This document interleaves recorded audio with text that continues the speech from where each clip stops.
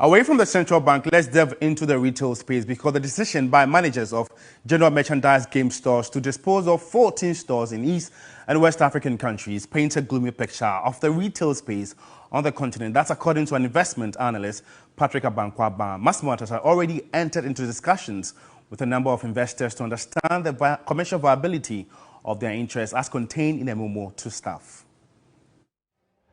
Massmart reviewing of its stores portfolio outside South Africa is expected to see the disposal of 14 game stores. In Ghana, Nigeria, Uganda, Kenya and Tanzania, game stores will no longer exist.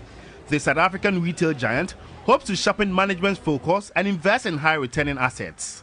Although some staff fear they may lose their jobs, others are content with a severance package should they be laid off. An anonymous front desk staff told the news team, quote, "I know I am competent at my work, and it's only people who don't give their best who fear layoff," end of quote. A memo confirmed Massmart is already in talks with investors to understand the commercial viability of their interest. The memo further said that, though a final decision has not been taken, a change in ownership is one of the options.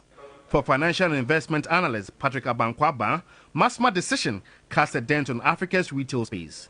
The market for the retail stores, supermarket, is just about 5 to 10% of the population. That's the middle class and the higher class.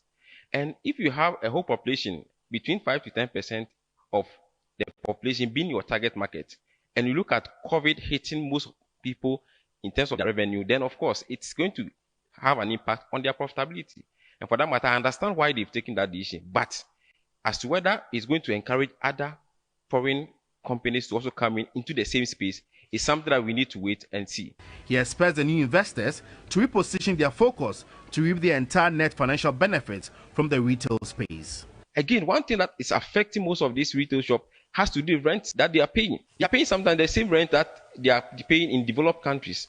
But they are not getting the sales. The people are not working in. So what can the government do? The government can begin to look at whether the rent that they are paying in these malls comes down. Once it comes down, then it also affects their operational costs.